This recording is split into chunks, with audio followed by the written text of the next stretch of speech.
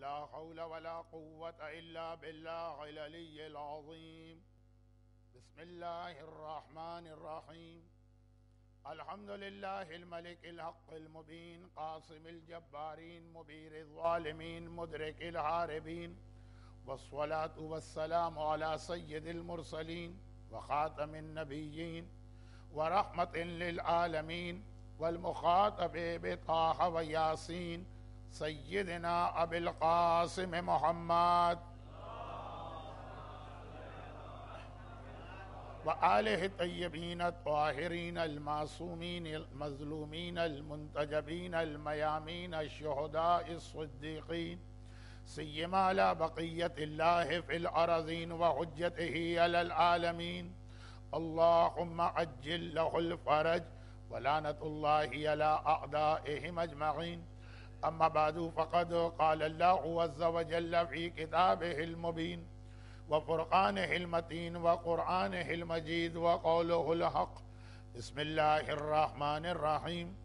ربنا وابعث فيهم رسولا من أنفسهم يتلو عليهم آياتك ويعلمهم الكتاب والحكمة ويزكيهم وأنت العزيز الحكيم.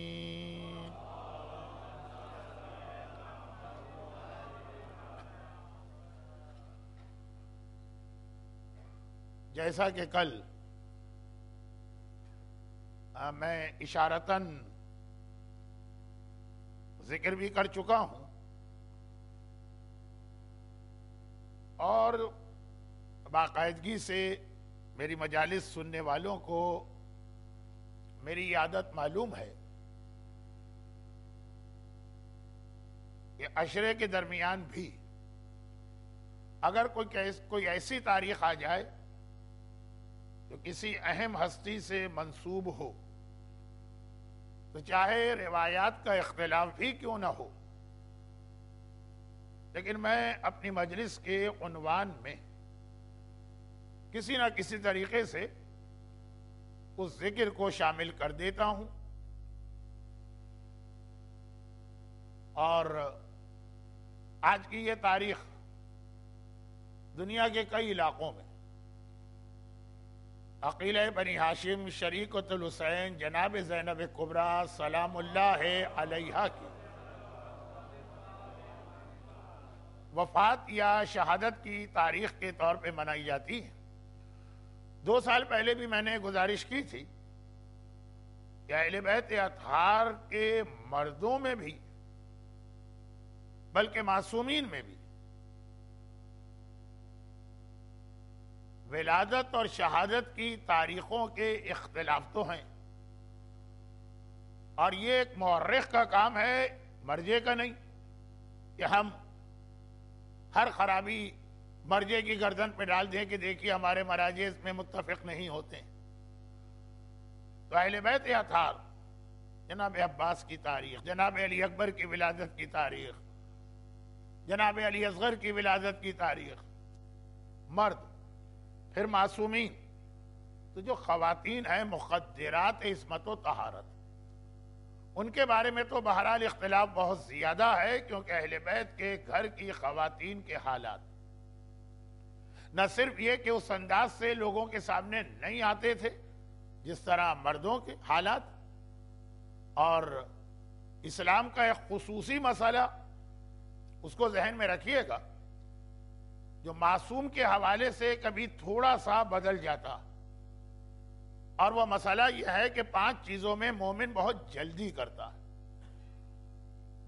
اور ان 5 چیزوں میں ایک ہے جنازے کا دفن.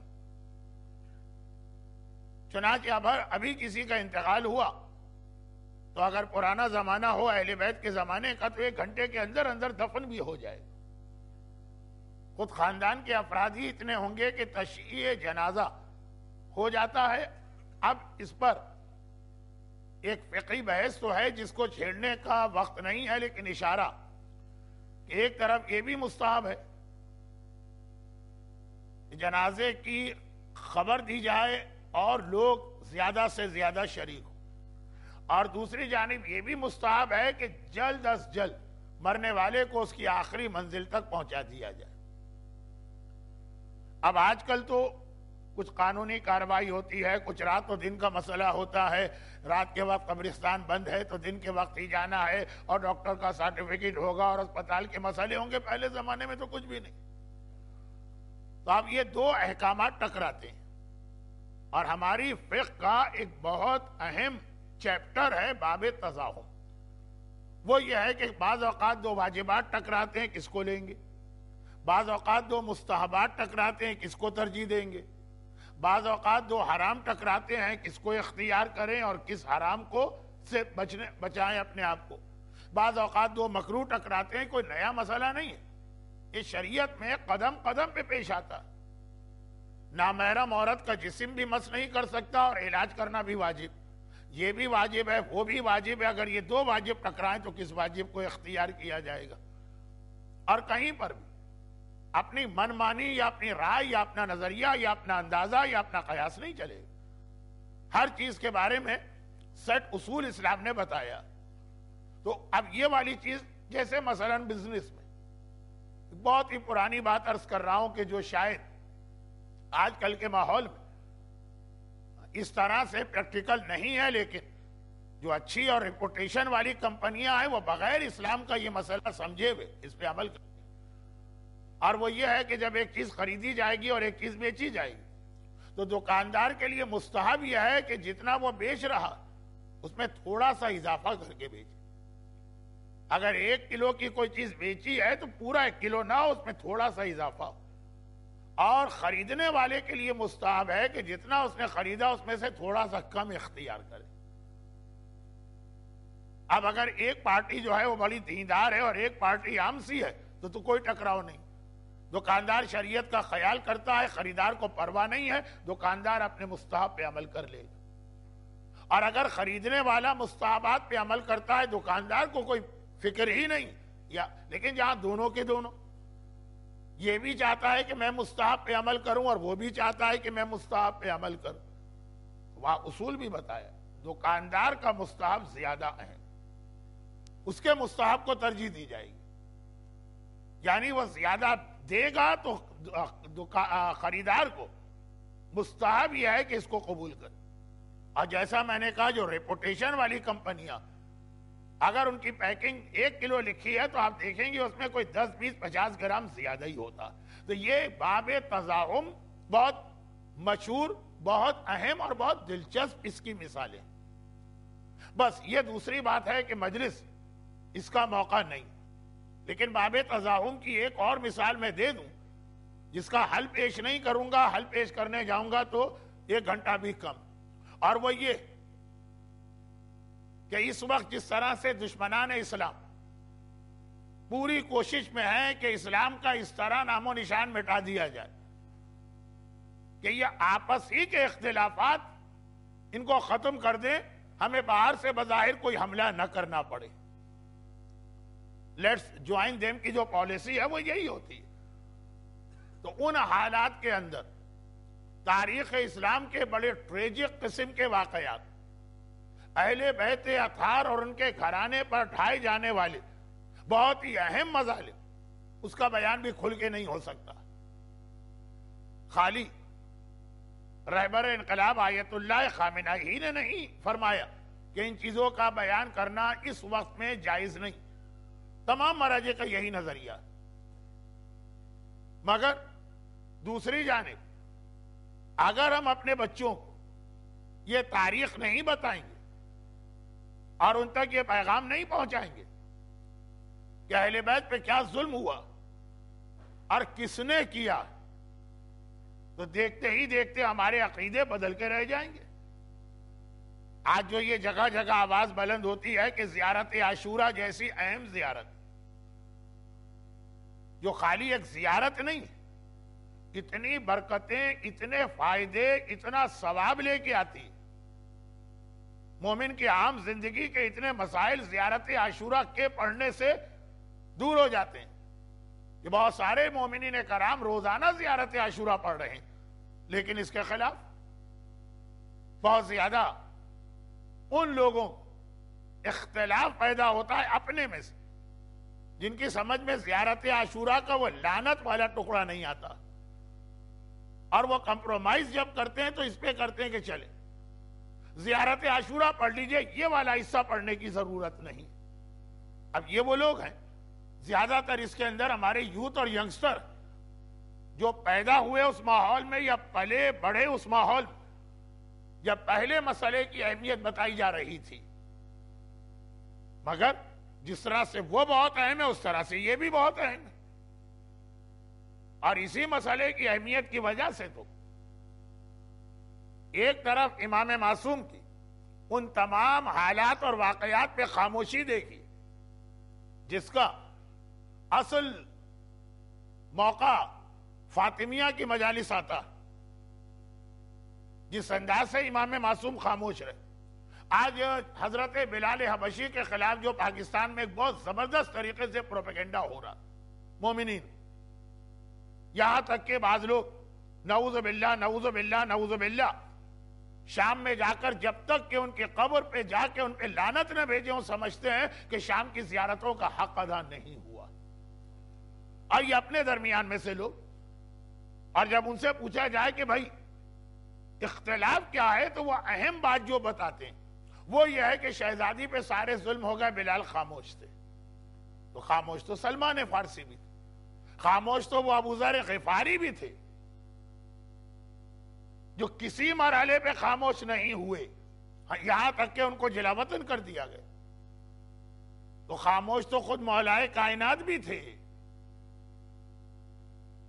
لیکن وہ خاموشی اس وقت اسلام کی مصلحت کا تقاضا تھا، مگر امام نے یہ ساتھ میں فرمایا کہ نہیں فرمایا؟ ہمارا چاہنے والا اور ہمارا شیعہ سلیم ابن قیس ہلالی کی کتاب خود پڑھے گا اور اپنے بچوں کو پڑھائے گا۔ یہ جو کتاب ہے سلیم ابن قیس ہلالی، لکھا تو اس طرح جاتا ہے جیسے سلیم اردو میں، پڑھا جائے گا سلیم۔ یہ کتاب کا موضوع کیا؟ کتاب کا موضوع پیغمبر کی آنکھ بند ہونے کے بعد کے وہ 90 دن کے حالات ہیں جن میں وہ ساری تفصیلات موجود جو آپ نے شاید کبھی کسی مجلس میں بھی نہ سنی۔ اب یہ الگ بات ہے کہ جو اصل کتاب ہے سلیم ابن قیس ہلالی وہ آج دنیا کے پردے پہ موجود نہیں، جو آپ کو انٹرنیٹ پہ کتاب ملے گی، کراچی کے بک اسٹال پہ ایک کتاب ملے گی، انگریزی زبان میں بھی یہ کتاب چھاپی گئی ہے۔ تمام علماء کا متفقہ فیصلہ نہ صحیح، 90% شیعہ علماء کا یہ نظریہ کہ کتاب سلیم ابن قیس کی ایکچول اور اوریجنل کتاب نہیں۔ لیکن یہ بات تو بیچ میں اس لیے آ گئی کہ اگر کبھی آدھا جملہ مجلس میں کہا جائے تو پھر لوگوں کو دھوکہ ہوتا۔ مولانا نے اس کتاب کے بارے میں پڑھا، انٹرنیٹ پہ گوگل کے سرچ انجن میں گئے، کتاب ہم کو مل گئی، یہ وہ کتاب نہیں۔ خیر، یہ تو صرف اس لیے کہ غلط فہمی نہ ہو، لیکن یہ کیا باب تضاہم، یہ کتاب بھی پڑھوا رہے ہیں جس کے اندر ان تمام شخصیتوں کا نام لے لے کے ان کے مظالم کا ذکر، اور دوسری جانب خود مولائے کائنات کے سامنے یہ واقعات پیش آ رہے ہیں، اس وقت خاموشی۔ اب یہ میں نے کہا کہ جملہ میرا جب بیان کیا گیا تھا تو آدھے لوگ نہیں تھے، تو وہ جملہ دوہرا دوں کہ یہ بھی باب تضاہم کی مثال ہے جس کا حل میں نہیں پیش کر رہا ہوں، اس کا حل میں عموماً گھر کی مجلسوں میں پیش کرتا ہوں۔ اسلام کی مصلحت بھی دیکھنا ہے، آل محمد پہ جو ظلم ہوئے اور جنہوں نے ظلم کی، تاکہ وہ کل زیارت عاشورہ کے خلاف ہمارے اپنے لوگ نہ کھڑے ہو جائیں۔ تو یہ باب تضاہم میت کے حوالے سے بھی آتا، تشییع جنازہ بھی ہے، اور ساتھ ساتھ جلدی دفن بھی کرنا۔ تو وہاں یہی تو اس کا حل ہے کہ اگر آدھے گھنٹے کے اندر اندر اتنے لوگ جمع ہو گئے کہ جو 40 کا ایک عدد آتا ہے تشییع جنازہ کے لیے، پھر کسی کے انتظار کی ضرورت نہیں۔ تو اہل بیت کے گھرانے میں 40 گھر والے ہی ہمیشہ ہوتے تھے۔ میں نے پچھلے سال تو نہیں، پچھلے سال تو میں نہیں آیا تھا، اس طرح آئندہ سال نہیں آ پاؤں گا، لیکن اس سے پچھلے سال ایک جملہ میں نے کہا تھا جو ابھی کتاب سلیم ابن قیس کے حوالے سے بھی تقریباً دوہرا دی، کہ آدھی چیز لوگ لیتے ہیں اسلام سے، آدھی چیز اپنی طرف سے ملا دیتے ہیں۔ اب مثلا یہ کہا گیا کہ کتاب پڑھنا ہے، کتاب کہاں ملے گی یہ نہیں دیکھتے، جو کتاب پہ بھی ٹائٹل ہے کہ کتاب سلیم ابن قیس، بک آف سلیم ابن قیس کا، یہ وہی کتاب ہے جس کا امام نے ذکر کیا؟ نہیں، جو امام نے ذکر کیا ہے تو امام ہی سے پوچھنا ہے کون سی کتاب۔ میں نے 2 سال پہلے جو مثال دی تھی وہ ولیمے کی مثال دی تھی۔ ولیمہ اس اعتبار سے ایک بہت اہم موضوع کہ نہج البلاغہ میں میرے مولا کا ایک پورا خط ولیمے کے حوالے سے کہ کس ولیمے میں جانا ہے اور کس میں نہیں جانا۔ ہم نے نہج البلاغہ کو کبھی پڑھنے کی کوشش ہی نہیں کی۔ عام خیال ہے کہ نہج البلاغہ میں مولائے متقیان کائنات کے وہ مسائل حل کیے ہیں جو کسی کے بس میں نہیں ہے جن کو حل کرنا۔ فلسفہ ہے، منطق ہے، علم کلام ہے، توحید ہے، معرفت الہی، لیکن یہ ساری چیزوں کا اختتام ہوتا ہے عمل۔ توحید کا ماننے والا اگر واقعاً اللہ کو مان رہا ہے تو اس کے عمل میں تبدیلی آئے گی۔ معرفت الہی رکھنے والا یقیناً اس کا عمل بدلا جائے گا۔ تو اب وہ جو عمل ہے نہج البلاغہ کا یہ دوسرا اہم ترین موضوع، اور یہ 2 چیزیں جو آج میں نے کہی ہیں نا، اسی عشرے میں ایک مجلس میں چوتھے امام کے حالات پہ بھی پڑھتا ہوں، کیونکہ 11 محرم سے لے کے 8 ربیع الاول تک کا جہاد یا شہزادی زینب کا جہاد ہے یا سید الساجدین کا۔ تو آج تھوڑا سا تذکرہ شہزادی زینب کا ہو رہا ہے، تو ایک مجلس میں چوتھے امام کا۔ تو یہ جو 2 موضوع میں نے بتایا نہج البلاغہ، یہی چوتھے امام کی پوری سیرت۔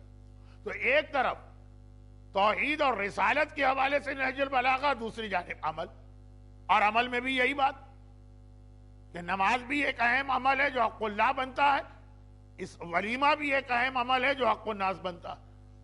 نہج البلاغہ میں نماز کے بارے میں چھوٹا سا خطبہ ہے، ولیمے کے بارے میں 4 صفحے کا بہت لمبا خط ہے۔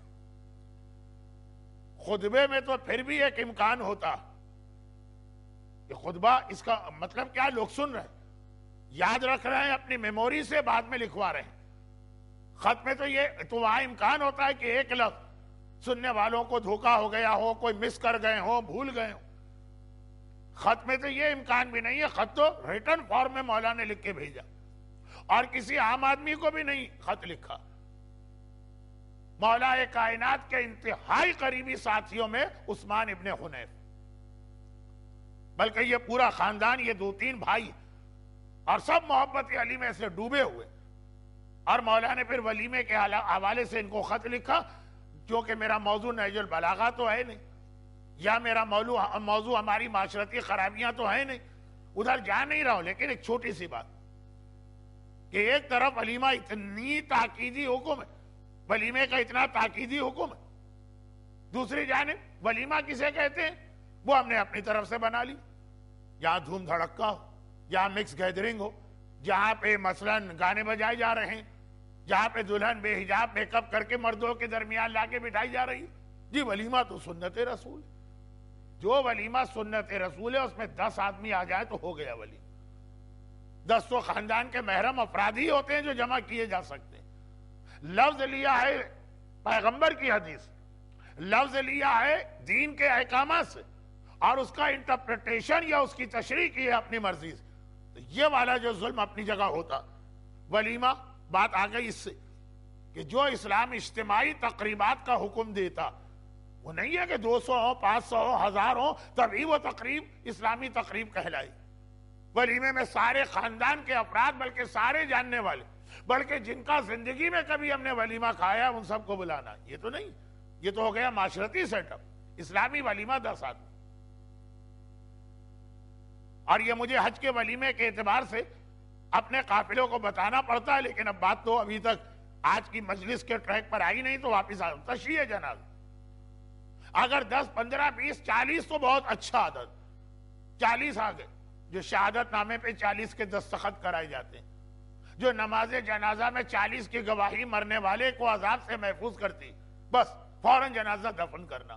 تو اہل بیت کے گھرانے میں 40 تو ہر وقت ہوتے تھے، جوائنٹ فیملی سسٹم، محلہ بنی ہاشم، سارا خاندان ایک ہی جگہ پہ رہتا۔ چنانچہ سیدانیوں کے حوالے سے عام طور پر خبریں زیادہ باہر نہیں آنے پاتی ہیں کہ کب انتقال ہوا، کن حالات میں انتقال ہوا، کس کا انتقال ہوا؟ اور یہ پھر سب سے پہلا جملہ دہرانا پڑے گا، جب مردوں کے بارے میں بلکہ خود معصومین کے بارے میں یہ اختلاف، تو یہ سیدانیوں کے حوالے سے بھی یہ اختلاف ہے، اور اسے بہرحال ہمیں قبول کرنا پڑے گا۔ آج اس کا کوئی حل ہمارے پاس نہیں، آج کا مطلب 1400 سال گزرنے کے بعد بس یہی ایک حل ہے کہ جو اہم تاریخ ہے اس میں آپ غم منائیے، چاہے شہزادی کائنات کا غم آپ کو سال میں 2 مرتبہ منانا پڑے، اور چاہے جناب زینب کبریٰ کی وفات یا شہادت کا بیان سال میں 3 دفعہ سننا پڑے۔ یہ تو سارا سال بھی اگر آپ سنیں تو حق ادا نہیں ہوگا، تو 2 یا 3 دن کے اندر کوئی اتنا بڑا مسئلہ نہیں۔ مگر جناب زینب کبریٰ کے حوالے سے جو گفتگو آج میں کرنا چاہتا ہوں، یہ میرے اصل عنوان کے اندر ہے۔ کل ہماری گفتگو غزوہ احد پہ چلی گئی تھی، ہو سکتا کہ بہت سے لوگ یہ سمجھیں کہ جو اصل عنوان ہے مولانا کا اس کا تو کوئی ذکر ہی نہیں آیا، نہیں، یہ سب آپس میں مل کر 1-2 دن کے بعد آپ کے سامنے تسلسل سے آئیں گے، لیکن کل کے واقعے کا بہت اہم دخل ہے، خاص طور پر آخری جملے۔ پروردگار کی بارگاہ کچھ ایسی ہستیاں ہیں کہ جو جس انداز کی اور جیسی دعا مانگے اللہ ان کی دعا فوراً قبول کرتا۔ یہ تزکیہ نفس کا ایک حصہ بنے گا آگے چل کر۔ اور اب اس جملے کو میں آج کی تقریر کے لیے وہی کل کا آخری جملہ، ربط ہے تقاریر میں، چاہے سمجھ نہ پا رہے ہیں لوگوں مجھے سمجھانا، اب اس جملے کو آگے بڑھائیے، بدل دی۔ کچھ ایسی شخصیتیں ہیں جن کی دعا اللہ اتنی قبول کرتا کہ گھر کا پلا ہوا وفادار اونٹ، ہر بار اشارے پہ حرکت کرنے والا، آج بار بار رسی توڑا کے بھاگ رہا، اس لیے کہ آج اس شخصیت کی دعا کے مطابق اس کو عمل کرنا۔ اب یہ جملہ آگے بڑھے، اور اللہ کے یہاں بعض شخصیتوں کا اتنا اہم رتبہ کہ آدمی خالی ان کا نام لے اور ان کا وسیلہ دے، اللہ ایک عام گناہگار کی دعا بھی قبول کرتا۔ کل پہلا حصہ تھا، وہ دعا مانگنے والا خود اپنے عقیدے، اپنی محبت رسالت، اپنے نفس کی پاکیزگی، اپنے روحانی اسٹیٹس کے اعتبار سے اتنا بلند کہ جو دعا وہ کر رہا ہے اللہ اس کو قبول کر، اس کی دعا قبول کر رہا ہے۔ یہ تو اپنے لیے ہو گیا نا، اور آئیے اب اس سے بھی بلند منزل پہ ہم جائیں کہ کچھ ایسی شخصیتیں کہ اللہ کی بارگاہ میں ان کا رتبہ اتنا بلند ہے کہ خالی ان کا نام لے کے آپ دعا مانگیے، وہ دعا نہ مانگے آپ کے لیے، وہ تو بہت بڑی بات، خالی ان کا نام ہی ایسا کہ پورا نظام کائنات اللہ بدل دیتا ہے ان شخصیتوں کے نام کے احترام۔ اب میں معصومین تک نہیں جا رہا ہوں، دعائے توسل یا معصومین کا اس سلسلے میں ذکر کرنا تو ایک طرح سے معصوم کی توہین، میں ذکر کر رہا ہوں اس کے بعد کی شخصیتیں، بلکہ وہ مختصر سا واقعہ بھی پڑھ دوں جو ایک زمانے میں نے کئی بار پڑھا تھا، اب کئی سالوں سے نہیں پڑھا، بہت مختصر سا ہے، تکرار ہو جائے تو کوئی حرج نہیں۔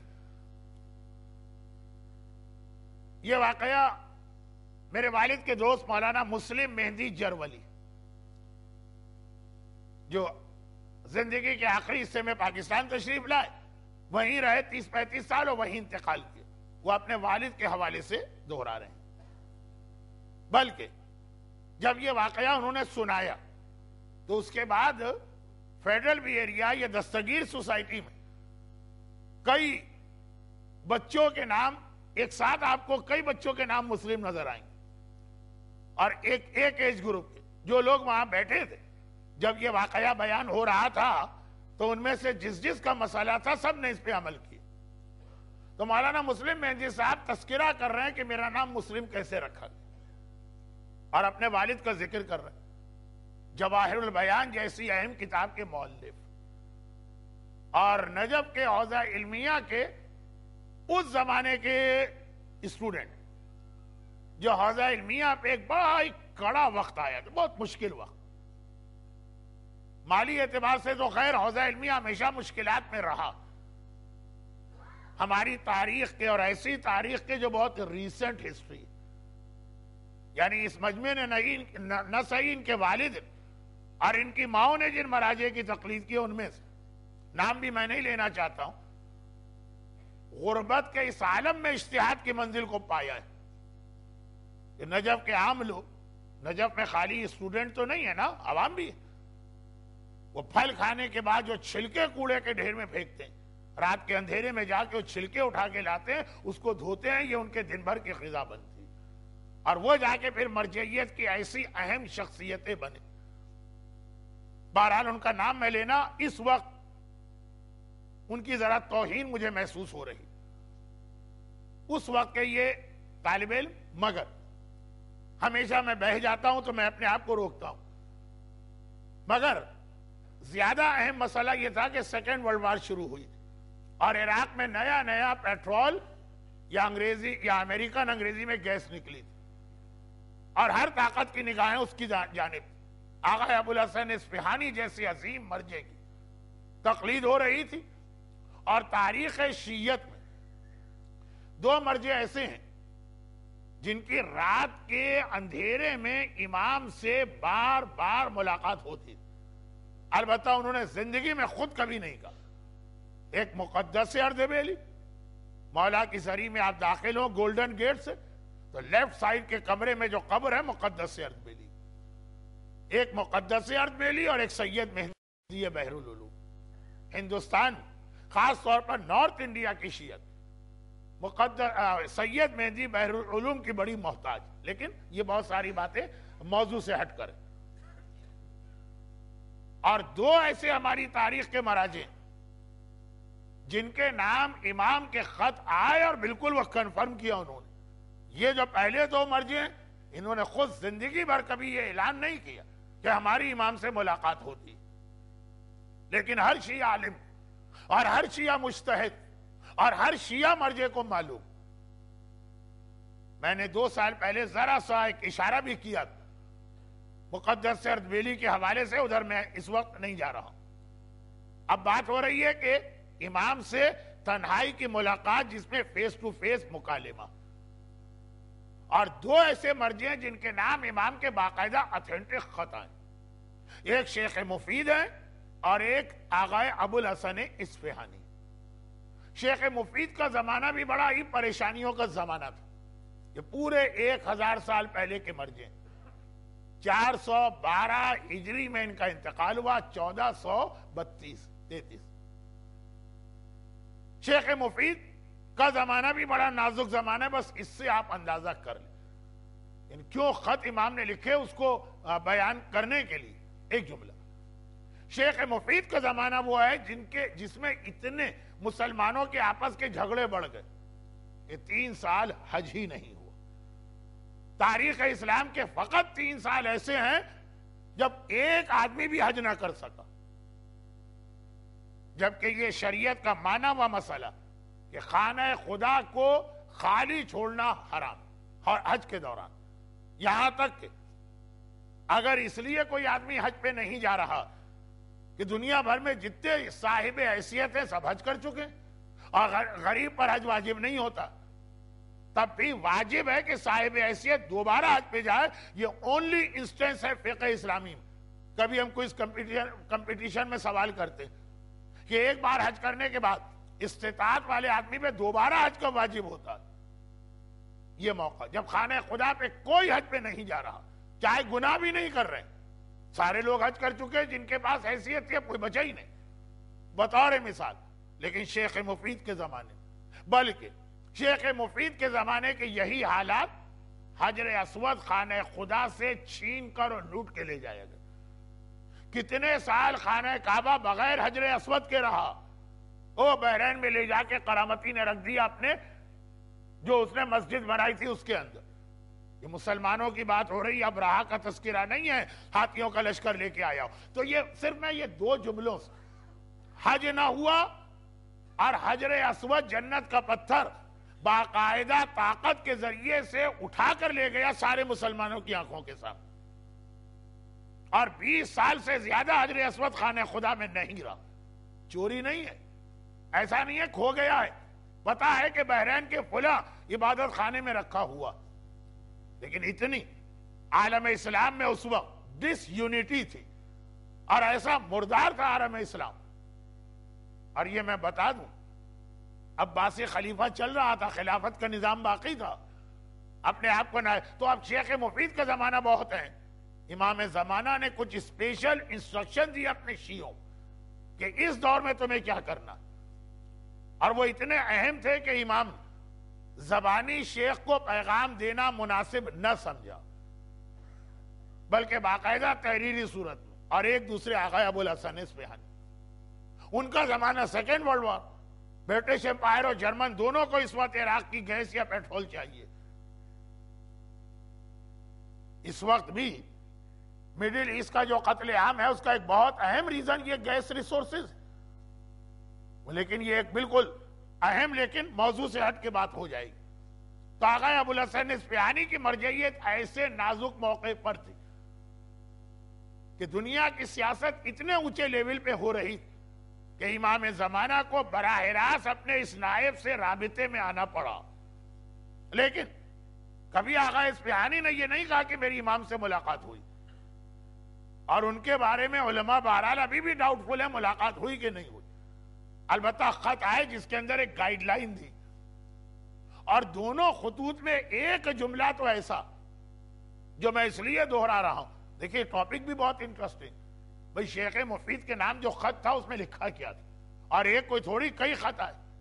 اور آغا اصفہانی کے نام جو خط تھا اس میں لکھا کیا تھا، ایک کوئی تھوڑی کئی خط آئے. تو یہ خود اپنی جگہ ایک بہت اہم موضوع. وہ کیا خط امام نے بھیجے اگر پڑھ کے سنائے جائیں، گھر کے انٹرنیٹ پہ اویلیبل تو ہر چیز ہے. ایک جملہ دونوں میں، اور وہ یہ ہے کہ ہمارے شیعوں کو اس موقع پر یہ پیغام دے دینا. بہت لمبا خط ہے یہ، خالی ایک جملہ نہیں ہے، لیکن ایک جملہ چونکہ دونوں میں کامن. بالفاظ دیگر 412 ہجری میں بھی یہی جملہ لکھ رہے ہیں اور 1312 ہجری میں بھی یہی لکھ رہے ہیں کہ آپس کے اندر ڈس یونٹی پیدا نہ ہونے دیں، اتحاد اور اتفاق کا مظاہرہ کریں. اور آج ہم دیکھ رہے ہیں کہ زمانے کے حالات پھر بہت نازک ہو رہے ہیں. اچھا، اس جملے کا مطلب یہ تھا کہ اس وقت شیعہ قوم کے درمیان اختلافات پیدا ہو چکے تھے اور اتنے بڑھ گئے تھے کہ امام کو انٹرفیئر کرنا پڑا. اور آج ہم دیکھ رہے ہیں کہ پھر وہی زمانہ آ رہا کہ اس وقت اسلام کے خلاف جو ایک بلو پرنٹ تیار ہو چکا، وہ ٹھیک ہے کہ وہ ناکام ہوں گے، وَمَكَرُوا وَمَكَرَ اللَّهُ وَاللَّهُ خَيْرُ الْمَاكِرِينَ. لیکن وہ جو سلسلہ شروع ہوا، یہاں بھی آغاز اس سے کہ پہلے ہمیں آپس میں لڑا دیا گیا. اور اگر آپ حضرات اس کو اپنی ذاتی توہین نہ سمجھیں تو یہ بھی میں کہہ دوں کہ اس حوالے سے سب سے بدترین حالت میں نے جو دیکھی تو لندن کی دیکھی. یہ one of the worst cities. پتہ نہیں لوگ اس کو کیوں اپنی ذاتی توہین سمجھ لیتے ہیں.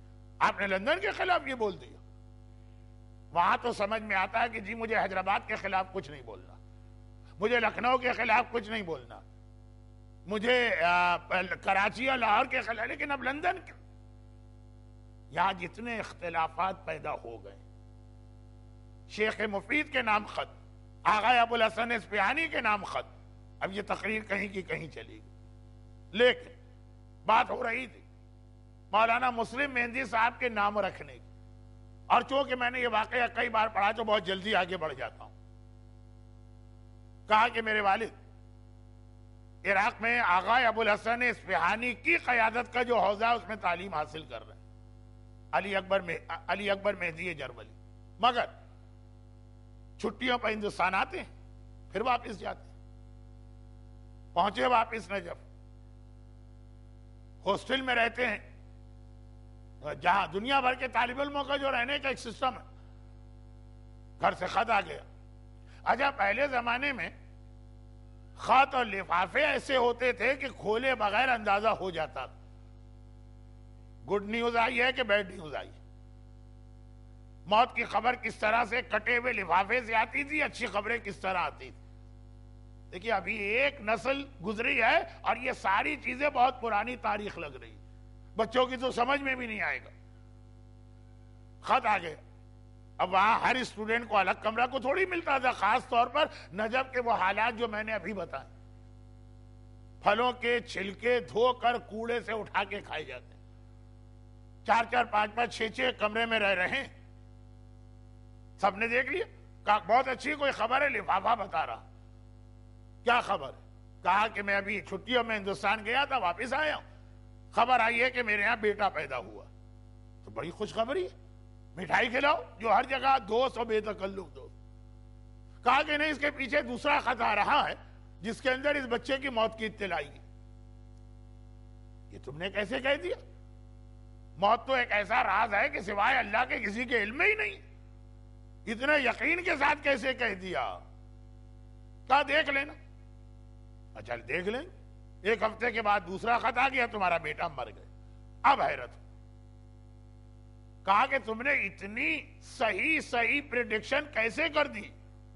کہا اس لیے کہ بہرحال ہمارے یہاں ایک پرابلم ہے، جیسے کزن میرج کے بہت سارے پرابلم آج دنیا لے کے آ رہی، کہا ہمارے یہاں ایک پرابلم ہے، وائف کے حوالے سے میرے حوالے سے، کہ ہمارے یہاں بچہ پیدا ہوتا ہے زندہ نہیں رہتا، بہت ہی چھوٹی عمر میں مر جاتا۔ کہا علاج؟ سارے علاج کرا لی۔ کہا دعا؟ کہا ساری دعائیں کر لی۔ اب یہ جو دوست ہیں، کچھ عرب ہیں کچھ ایرانی ہیں، کہا یہ ہو ہی نہیں سکتا، چلو ہمارے ساتھ ہم مرجع وقت سے بات کرتے ہیں۔ یہ جب سے ٹیررزم آیا ہے، خدا غارت کرے ان لوگوں کو، مرجع سے ملاقات بھی ایک مسئلہ بن گئی نہ۔ پہلے کتنا آرام، کتنا آسانی، جس وقت آپ جائیے نماز پڑھ لیجئے، مرجع کے پیچھے ایک وقت ہے ملاقات کا، جس کا دل چاہے چلا جائے۔ چلو، آغا ابوالحسن اصفہانی ایک شخصیت ہے، پھر آغا بروجردی، پھر آغا محسن حکیم جن کا واقعہ کل آیا، پھر آغا خوئی، 3 4 جنریشن کا سلسلہ۔ بلکہ اب تک پاکستان میں وہ تحفۃ العوام چھپ رہی، جس پہ لکھا ہے مصدقہ آغا ابوالحسن اصفہانی۔ اور ایسے بزرگ ہیں جو اب تک ان کی تقلید پہ باقی، خاص طور پہ آغا سیستانی کے اس فتوے کی وجہ سے کہ مرحوم مرجع کی تقلید پر باقی رہنا بعض حالات میں واجب ہو جاتا۔ اور یہ ساری باتیں میں زیادہ کنفرم طریقے سے اس لیے بتاتا ہوں کہ عام زندگی میں تو موقع نہیں ملتا، حج میں مجھے جب اس قسم کے مومنین کرام سے ملاقات کا موقع ملتا ہے تو دانتوں پسینہ آ جاتا۔ مولانا ہم تو آغا اصفہانی کی تقلید میں ان کے مسئلے بتائی، ہم نے کہا ہمارے دادا تو تھے ان کی تقلید میں، لیکن ہمیں ان کا ایک مسئلہ بھی نہیں معلوم، ڈھونڈنا پڑتا ہے، کوشش کرنا پڑتی ہے، پرانی کتاب نکالنا پڑتی ہے۔ تو اب تک ہیں لوگ جو 1920s کے اینڈ میں یا 30s کے بیگننگ میں پیدا ہوئے، وہ آغا اصفہانی کی تقلید میں ہیں، بلکہ کچھ پر واجب ہے، لیکن اب یہ بات تو کہاں کی کہاں چلی گئی۔ کہا چلو پہنچے ان کے پاس، اور ان عراقی ساتھیوں نے کہا کہ سید یہ ہندی ایک پریشانی میں مبتلا ہے، پریشانی بتائی۔ تو اب مولانا مسلم مہندی صاحب کہہ رہے میرے والد، آغا اصفہانی نے کہا دیکھیے ہمارے پاس اہل بیت تو ہیں، اس کے علاوہ بھی اتنی اہم کچھ شخصیات کہ اہل بیت کی عظمت کی وجہ سے ہماری توجہ ان کی جانب نہیں ہوتی۔ جیسے سورج نکلا ہوا ہو تو تارے نظر نہیں آتے، جبکہ تارے ہیں بھی اس وقت، خالی رات کو نہیں نکلتے۔ اب میں اردو کا محاورہ نہیں استعمال کرا کہ دن میں تارے دکھا دیے، نہیں، حقیقت میں دن میں تارے ہوتے ہیں۔ وہ سورج کی اتنی خود سورج کی روشنی اتنی ہے کہ تارے نظر نہیں آ رہے۔ کہا ان میں سے ایک نام مسلم، بہت بلند رتبہ ہے جناب مسلم ابن عقیل، تم اللہ سے منت کرو کہ اگر تمہارا بیٹا پیدا ہو نام مسلم رکھو، اور پھر دیکھنا اللہ کیسے زندگی دیتا۔ مولانا مسلم مہندی 70 سال کی عمر میں کہہ رہے میں تمہارے سامنے بیٹھا، کہا ایک بھی میرا بھائی زندہ نہ رہا، بلکہ اتنا یقینی ہوتی تھی موت کہ بابا کے پاس خط گیا کہ بیٹا پیدا ہوا ہے، انہوں نے یقین سے کہہ دیا اگلے ہفتے کے خط میں آئے گا کہ مر گئے، اور یہی ہوتا۔ اب کل کی مجلس کا دوسرا حصہ، میں اہل بیت اطہار کی جانب تو جا ہی نہیں رہا ہوں، اہل بیت کے بعد بھی خاندان رسالت پہ کتنی ایسی شخصیتیں، اگرچہ ان میں سے 2 شخصیتیں پھر بھی ایسی جن کی عظمت ہمارے عام آدمی کو بھی معلوم، یعنی مسلم ابن عقیل اور اس انداز کی اور شخصیتیں ہیں، مگر جناب عباس کے بارے میں تو خیر ہر آدمی جانتا، اور ایک ہے جناب خدیجہ طاہرہ۔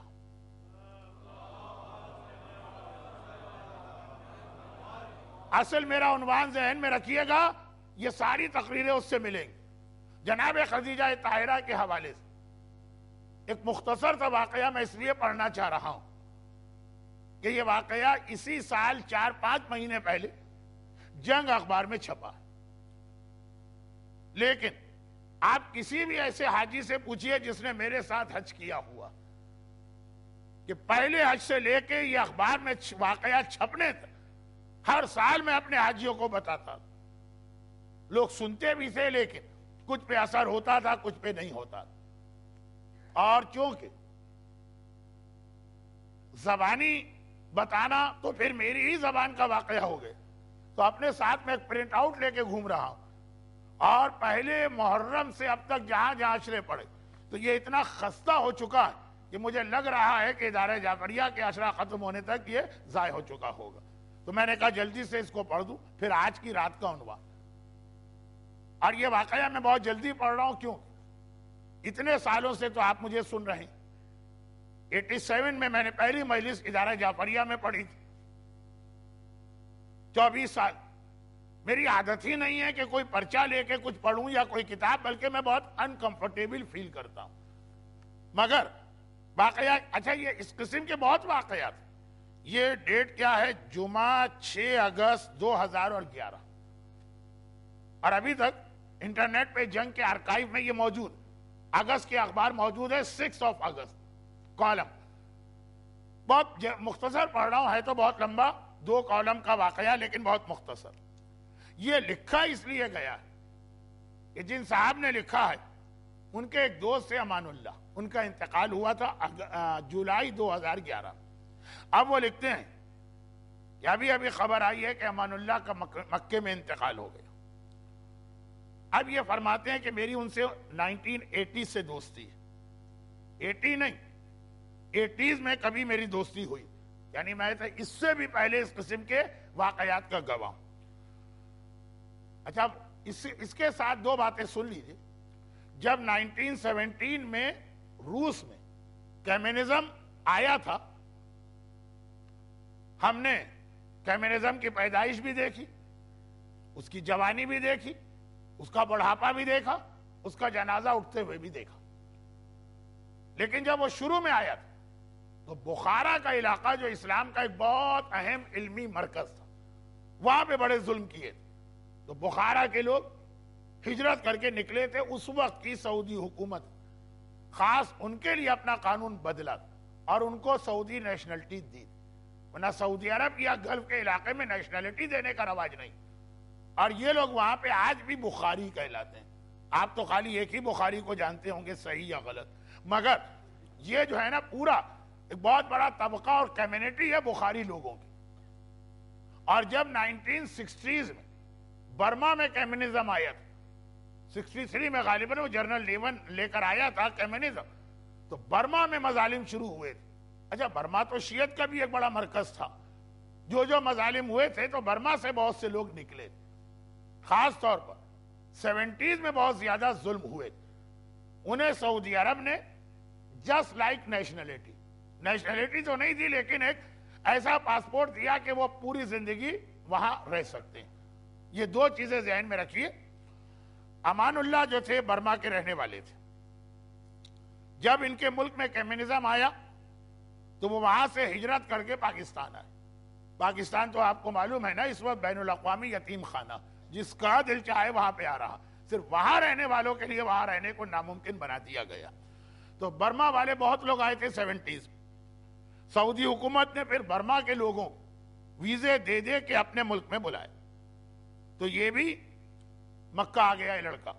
اس وقت اس کی ایج تھی 13 سال، اور صفا مروہ کے پیچھے جو پورا ایک سونار بازار تھا جو اب توڑ دیا گیا ہے، اور ابھی تک وہاں پہ وہ ٹوٹی ہوئی دکانوں کے آثار ہیں، وہ سب ختم ہو جائیں گے۔ ابھی وہاں ملبہ پڑا صفا مروہ کے بالکل پیچھے، بلکہ مروہ کے پیچھے، تو وہ جو ایک سونار بازار تھا، ایک سونار کی دکان پہ یہ ملازم ہو گیا۔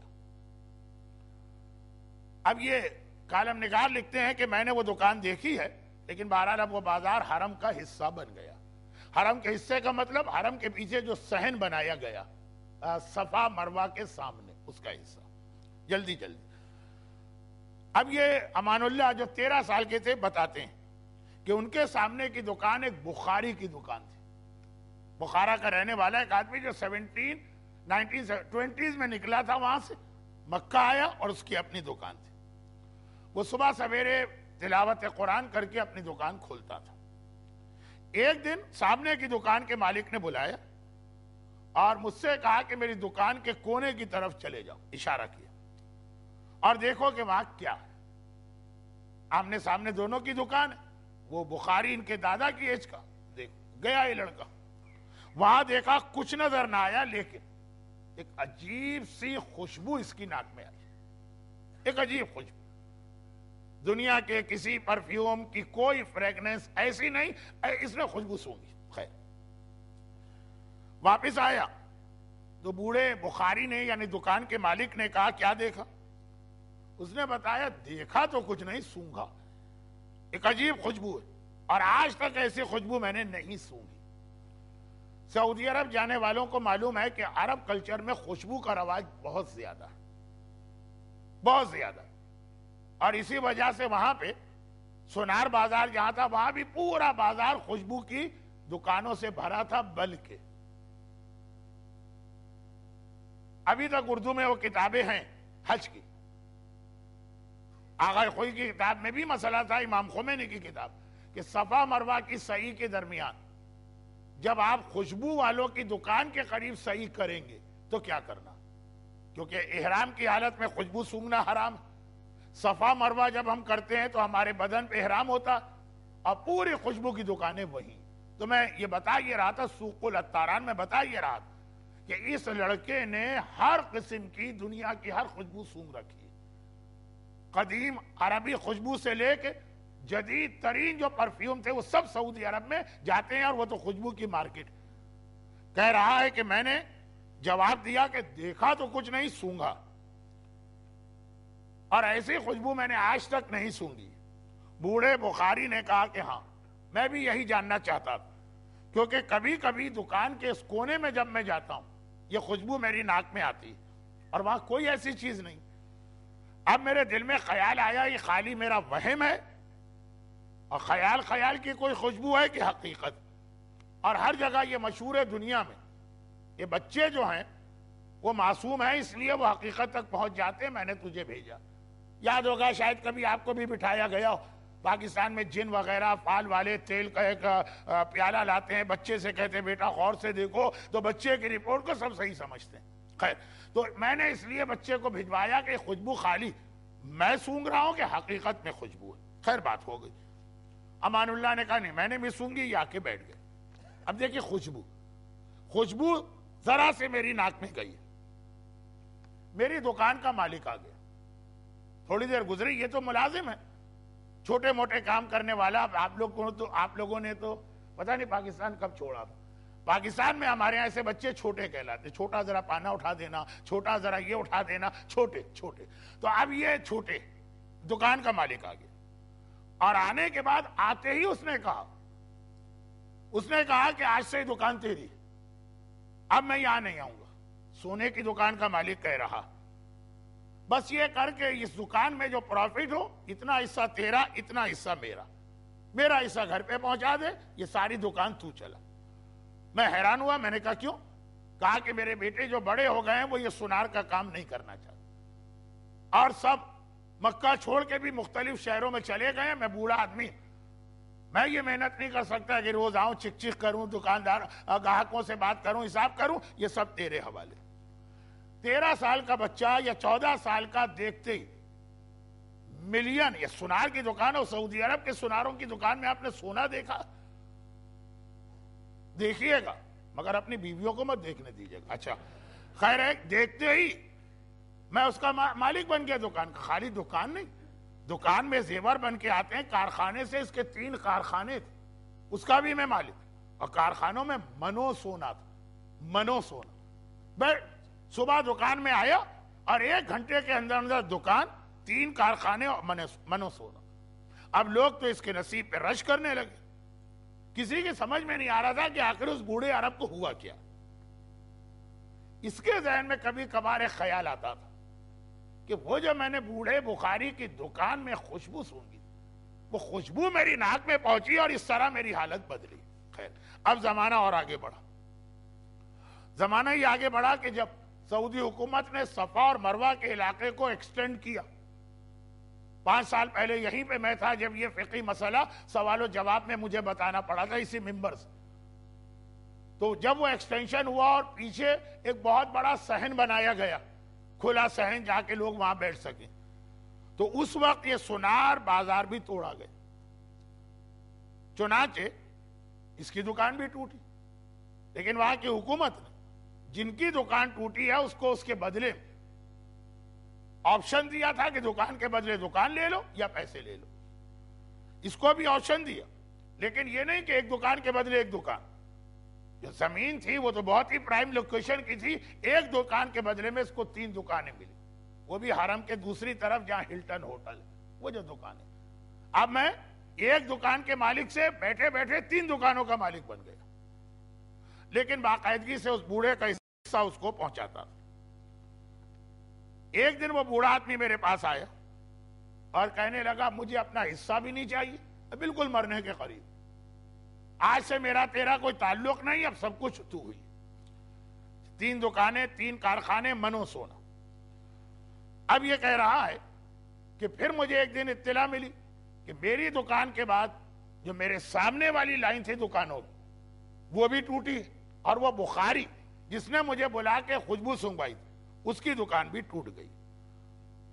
میں وہاں دیکھنے گئے، اسی بازار میں میری زندگی گزری تھی، بہت مختصر صحیح لیکن ایک عرصہ، تو دیکھا کہ اس کی دکان جب ٹوٹی تو وہ کونا جہاں میں گیا تھا، جب وہ توڑا گیا تو اس کے نیچے سے کوئی دوسرا مکان نظر آ رہا، 1400 سال، 1200 سال، 1000 سال، کئی طبقے بن جاتے ہیں زمین کے، اس کے نیچے ایک مکان نکلا اور اس کا ایک ستون نظر آ رہا تھا۔ اب جب مزید اس کو توڑا گیا تو پتا چلا کہ یہ گھر تو حضرت خدیجۃ الکبریٰ کا گھر تھا، جس کا صرف ایک ستون اس کی دکان میں آیا، باقی گھر تو اس کی دکان سے باہر تھا، اور وہیں سے وہ عجیب و غریب خوشبو آئی تھی، اور وہ خوشبو جو ایک لمحے کے لیے میری ناک میں آئی، اس ایک لمحے کی خوشبو نے مجھے 3 سونے کی دکانوں کا مالک، 3 کارخانوں کا مالک اور منو سونے کا مالک بنا دیا۔ جمعہ 6 اگست 2011 اخبار جنگ۔ اچھا، آج بھی میں نے بات کہاں سے شروع کی تھی کہ یہ واقعہ تو انہوں نے لیٹ 80s کا لکھا، میں تو جب سے حج پہ جا رہا ہوں حضرت خدیجہ کا پرانا مکان بھی دیکھا ہے، جب وہ مکان توڑ کر صحن بنایا گیا صفا مروہ کا، وہ صحن بھی دیکھا، اور اسی وقت یہ اندازہ ہو رہا تھا کہ اب یہ صحن بنے گا تو مکان کا نام و نشان مٹ جائے گا، تو وہاں نشانیوں کی مدد سے وہ جگہ بھی ذہن میں رکھی تھی، اور ہر سال اپنے قافلے کو، لندن کے بھی بعض مومنین میرے ساتھ حج پہ جا چکے ہیں اور جاتے رہتے ہیں، ان سے بھی پوچھے، میں وہاں لے جا کے کھڑا کرتا ہوں۔ یہ واقعہ اس وقت تک میرے علم میں بھی نہیں تھا، اخبار میں بھی نہیں چھپا تھا۔ 2010 کا حج، 2009 کا حج، 2005 کا حج، 1995 کا حج، 1984 کا حج، اور میں کہتا تھا یہ حضرت خدیجہ کا گھر، اور حضرت خدیجہ نے اسلام پر اتنے احسانات کیے کہ آپ ان کے وسیلے سے خدا کی بارگاہ میں کوئی دعا کریں، ممکن ہی نہیں ہے کہ آپ کی دعا قبول لے نہ ہو۔ لوگ سنتے بھی تھے، اثر لیتے تھے، کچھ نہیں لیتے تھے، لیکن واقعا خالی ایک لمحے کے لیے یہ بچہ وہاں رکا، اسے یہ بھی نہیں پتا کہ کیا جگہ، اور وہ خوشبو اس کی ناک میں آ گئی۔ خدیجہ طاہرہ ساری امت کی ماں مرنے کے بعد بھی اپنی اولاد سے اپنا رشتہ نہیں توڑتی، جہاں بھی ہوتی ہے اولاد کے حق میں دعائیں کرتی رہتی۔ خدیجہ طاہرہ تو یقیناً جنت کی بھی ملکہ، خالی ملکۃ العرب نہیں، آج بھی خدیجہ کا وسیلہ، اور میں ایک جملہ اکثر کہتا ہوں، روزی میں برکت کے لیے ماں سے بہتر کسی کی دعا نہیں۔ اب کیا کریں، وہ کراچی کی منی بسوں کے پیچھے ماں کی بد دعا، ماں کی دعا اس طرح لکھ دیا جاتا، یہ لفظ بھی بڑے مذاق والے بن جاتے ہیں۔ کبھی آپ نے قلندری کوچ میں سفر کیا ہو تو اس کے پیچھے لکھا ہوتا ہے ماں کی دعا یا ماں کی بد دعا، خیر، تو خلاصہ یہ کہ خدیجہ طاہرہ کا وسیلہ روزی کے لیے، قرضوں کی ادائیگی کے لیے، اور الٹا مسئلہ، ایک الٹا مسئلہ بھی ہے، اور میں نے بڑی کوشش کی کہ اس الٹے مسئلے کا کوئی علاج، کوئی حل، کوئی دعا، کوئی وظیفہ ملا، صرف ایک ملا، وہ جناب خدیجہ۔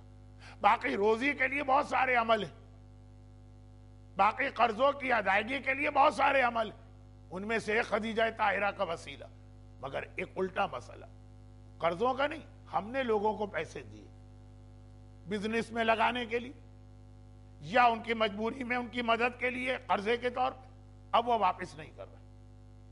واپس نہ کرنے والوں کی دو کیٹیگریز، ایک وہ ہے جو شرعاً جائز طریقے سے روک کے بیٹھے، اگر خود غریب قرضہ واپس کرنے کی حیثیت نہیں تو اس پر واجب نہیں ہے قرضہ واپس کر۔ ایک وہ لوگ ہیں جو ناجائز اور حرام طریقے سے پیسہ روک کے بیٹھے۔ ہمارے لیے تو بہرحال دونوں کا کیس سیم، ہم نے پیسے دیے، اب وہ بیچارہ اگر مجبور ہے نہیں دے پا رہا تو اس کی مجبوری صحیح، ہم بھی تو مجبور ہیں، اور اگر کوئی واقعاً گناہگار زبردستی قبضہ کر کے بیٹھا تو ہم کیسے اس سے لڑیں؟ لیکن ہمیں تو اپنی رقم چاہیے، تو اپنی رقم، ہم پہ قرضے نہیں، ہمارا مثلا روزی کا مسئلہ نہیں، ہمارا مسئلہ ان گڈ فیتھ جو ہم نے لوگوں کو دیا وہ نہیں مل رہا، ہمارا اپنا پیسہ۔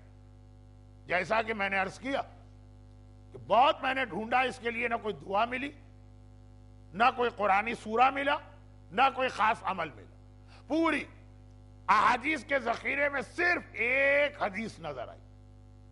یوں آپ جائیں گے کسی عالم کے پاس، علماء اپنے تجربے سے آپ کو کچھ مسئلے بتائیں گے، لیکن جہاں امام نے کہا صرف ایک عمل، مکہ جاؤ، خدیجہ طاہرہ کے نام پہ خانہ کعبہ کا طواف کرو اور 2 رکعت نماز پڑھو، اور پھر اللہ سے ان کے وسیلے سے دعا کرو، دیکھو گے کتنے جلد تمہارا وہ پیسہ واپس مل جاتا ہے جس کو یا وہ دبا کے بیٹھا ہے یا بیچارہ مجبوری کی وجہ سے روک کے بیٹھا۔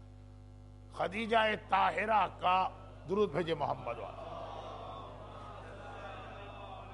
خدیجہ طاہرہ کا فیض، احسان، برکتیں امت اور اپنی اولاد پر آج بھی جاری۔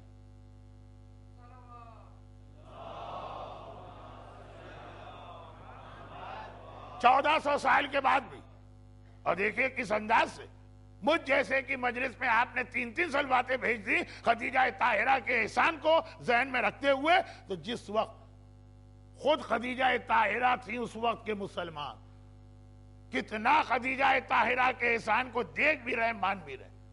یہ ساری دشمنیاں تو بعد میں ڈیولپ ہوئی۔ خدیجہ طاہرہ مسلمانوں کے مدینے جانے سے پہلے انتقال کر گئی۔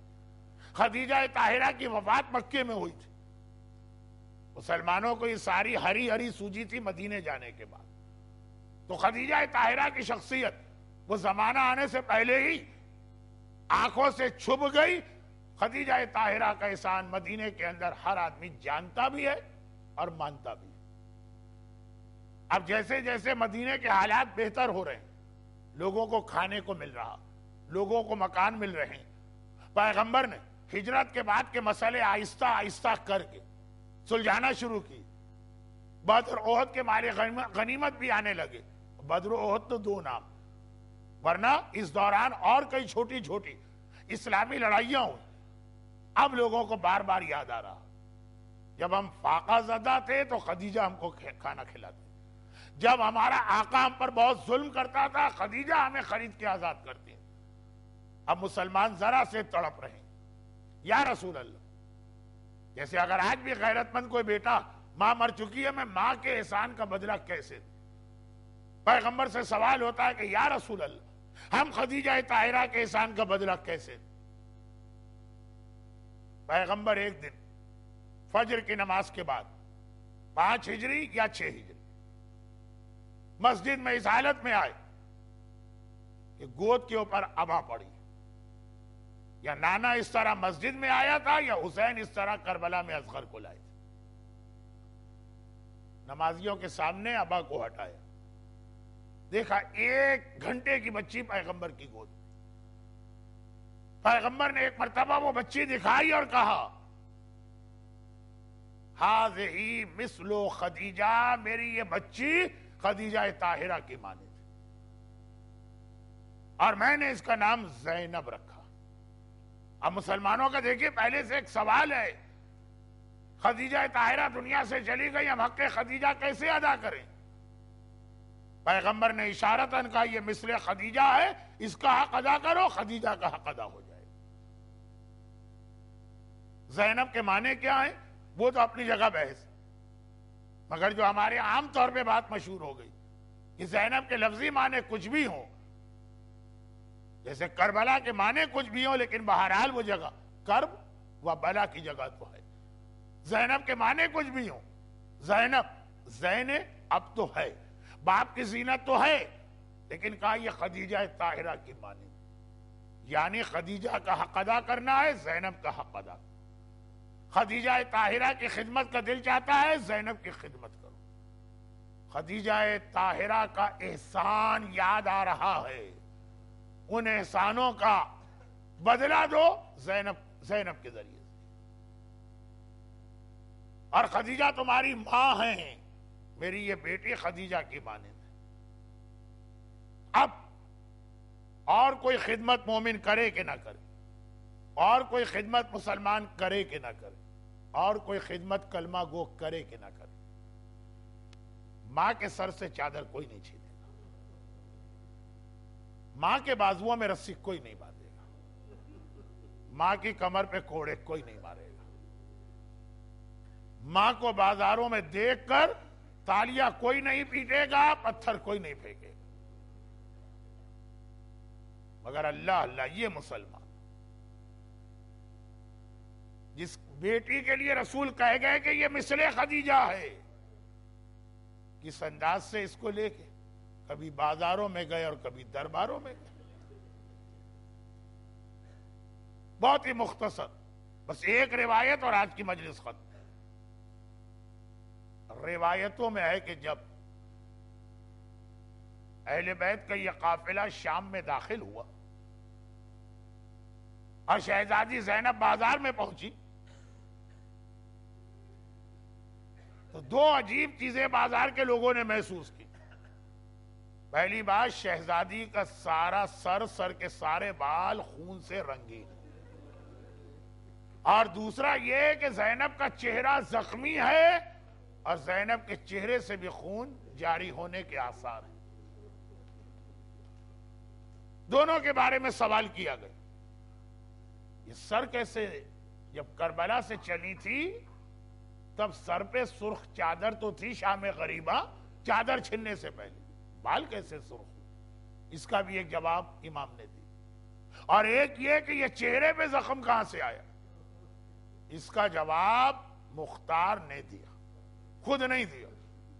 مختار کا دربار ہے، آج کل تو آپ لوگ مختار نامہ خود بھی دیکھ رہے ہوں گے، اور ایک سے ایک ظالم اور قاتل پکڑ کے لایا جا رہا۔ سجاد تو کسی اور کے لیے تڑپ تڑپ کے سوال کر رہے ہیں وہ پکڑا گیا کہ نہیں، وہ کل یا پرسوں کے مسائل، مگر جب خولی پکڑ کے لایا گیا تو مختار نے کہا کہ اے خولی یہ بتا کہ کربلا میں تو نے کیا کیا۔ پہلے تو بڑی کوشش، کہا نہیں تجھے بتانا پڑے گا ورنہ تیری سزا اور سخت ہو جائے گی۔ کہا کربلا میں نے 3 ایسے جرم کیے جن پہ ویسے میں ساری زندگی فخر کرتا رہا۔ اچھا، مختار کے پاس ابن زیاد کا وہ رجسٹر تھا جس پہ ساری فوج کی تفصیل تھی، بڑے بڑے سالاروں کے نام، ان کے انعامات تھے اور ان کے کارنامے تھے۔ معلوم ہے مختار کو رجسٹر، ریکارڈ بتا، ٹیلی کیا جائے گا۔ کہا کہ میں کربلا کے میدان اس وقت ذرا دیر سے پہنچا جب میرے ساتھی لوٹ مار کرنے لگے تھے، اب میں ذرا دیر سے آیا تو میں نے دیکھا کہ میدان کربلا میں جتنی لوٹنے والی چیزیں سب لوٹی جا چکی ہیں، سارا مال و اسباب۔ اب میرے پاس کچھ نہیں بچا، میرے لیے لوٹنے کو کچھ نہیں بچا۔ اچانک میری نگاہ پڑی، میں نے دیکھا ایک چھوٹی سی بچی ہے جس کے کان میں گوشوارے ہیں۔ یہ اہل بیت کے گھرانے کی بچی ہے تو یہ گوشوارے کتنے ہلکے اور سادہ ہوں گے، کوئی ڈائمنڈ کے یا ہیرے جواہرات کے گدھوڑی ہوں گے، شاید آدھا پاؤنڈ بھی اس کی قیمت نہ ہو۔ بچی کے کان میں بہت سادہ گوشوارے، میں نے دیکھا اور تو کچھ نہیں ہے، یہی گوشوارے میں قریب آئے۔ میں نے ایک بار گوشوارے چھیننا چاہے، بچی نے گھبرا کے اپنے کانوں پہ دونوں ہاتھ رکھ کے گوشوارے چھپانا چاہے، کہا یہ میرے بابا نے مجھے عید کا تحفہ دیا تھا، بابا تو نہ رہا، بابا کا تحفہ میرے پاس چھوڑ دے۔ شاید یہی فریاد بچی نے اس سے پہلے ہر ظالم سے کی ہوگی، تو باقیوں کو پھر بھی رحم آ گیا، لیکن خولی نے سوچا مجھے اب تک کچھ نہ ملا، میں اپنا نقصان کیوں کروں؟ میں نے دیکھا بچی آسانی سے گوشوارے نہیں دے گی، میں نے گوشوارے پہ ہاتھ ڈالا، اس طرح گوشوارہ کھینچا کہ بچی کے دونوں کان بھی کٹ گئے اور خون جاری ہو گیا۔ میں آگے بڑھا، میں نے دیکھا کہ ایک خیمے میں ایک جوان بخار کی شدت سے غشی کے عالم میں بے ہوش بستر پہ پڑا، ایک یہ باقی بچا ہوا بستر مجھے نظر آیا، شاید بیمار کا خیال کرتے ہوئے۔ دوسرے ظالم بھی یہ خیمہ چھوڑ کے آگے بڑھ گئے، میں نے سوچا میں اپنا نقصان کیوں کروں، میں آگے بڑھا، میں نے بیمار کے نیچے سے بڑی تیزی سے بستر گھسیٹا، وہ بیمار بستر سے منہ کے بل زمین پہ جا گرا، اور اب جو باہر آیا اب کچھ نہیں بچا، ایک آخری بستر تھا، ایک گوشوارے تھے۔ ہاں میری نگاہ پڑی، میں نے دیکھا رسول کی نواسی ثانیہ زہرا زینب کبریٰ کے سر پہ ایک چادر ہے، باقی تو بیویوں کی چادر چھن گئی، مگر زینب کا ایک روح، زینب کا ایک جلال، زینب کی ایک ہیبت ظالموں کے دل پر بھی آئے، زینب کے سر کی چادر چھیننے کی ہمت تھی میں نہیں۔ ہرملہ کا تیسرا تیر آپ کو یاد ہے؟ تیسرا تیر، حسین زخموں سے چور ذوالجناح پہ ڈگمگا رہے ہیں، مگر حسین کا ایک روب و جلال ہے، کوئی دشمن حسین کے قریب آنے کو تیار نہیں ہے۔ عمر سعد نے کہا تھا نا، ہرملہ جب تک حسین ذوالجناح پر ہے میرا کوئی سپاہی قریب نہیں آئے گا، کسی طرح حسین کو گھوڑے سے زمین پہ گراؤ۔ تیسرا تیر اس طرح مارا تھا کہ آقا حسین کی پیشانی میں پیوست ہوا اور میرا آقا ڈگمگا کے ذوالجناح سے زمین کربلا پہ گرا۔ یہی حالت زینب کی ہے، کوئی ظالم چادر زینب پہ ہاتھ ڈالنے کو تیار نہیں ہے۔ خولی نے سوچا، خولی کہتا ہے میں نے سوچا میں نے اتنا نقصان کیا ہے، میں یہ نقصان کیوں کروں؟ میں آگے بڑھا، میں نے چادر زینب پہ ہاتھ ڈالا، زینب کی چادر کو چھیننا چاہا، مگر اللہ حیدر کرار شیر خدا کی بیٹی ہے، عباس جری کی بہن ہے، 55 سال کی ضعیفہ ہے،